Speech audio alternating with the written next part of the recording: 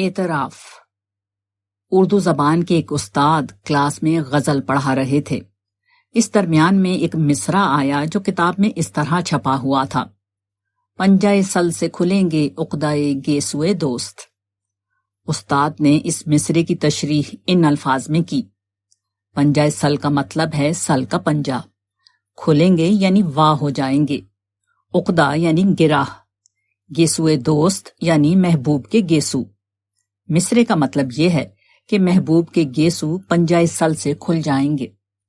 طلباء حیرانی میں تھے کیونکہ استاد کی مذکورہ تشریح کے باوجود مصرعے کا مطلب واضح نہیں ہوا تھا۔ انہوں نے نظم کے الفاظ کو نثر میں دہرا دیا تھا۔ اتنے میں کلاس کا ایک ذہین طالب علم اٹھا۔ اس نے کہا: سر، میں ایک بات کہنا چاہتا ہوں۔ کہو۔ سر، یہ شاید طباعت کی غلطی ہے۔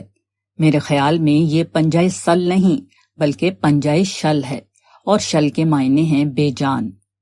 کنگھا انسانی پنجے کے مشابہ ہوتا ہے، بے جان ہونے کی وجہ سے شاعر نے اس کو پنجۂ شل کہا۔ شاعر افسوس کر رہا ہے کہ ہماری جاندار انگلیاں تو محبوب کی زلف کو سنوار نہ سکیں، اور کنگھا جس کی انگلیاں بے جان ہیں اور وہ گویا پنجۂ شل ہے، اس کی خوش بختی دیکھو کہ اس نے زلف محبوب کے بل کھول کر اس کو سنوار دیا۔ طالب علم کی اس وضاحت کے بعد کلاس کے تمام طلباء خوش ہو گئے۔ ان کو محسوس ہوا کہ استاد کی تشریح کے باوجود جو مصرع بدستور ناقابل فہم بنا ہوا تھا، اس کو طالب علم کی تشریح نے قابل فہم بنا دیا ہے۔ مگر استاد محترم اپنی ہار ماننے والے نہیں تھے۔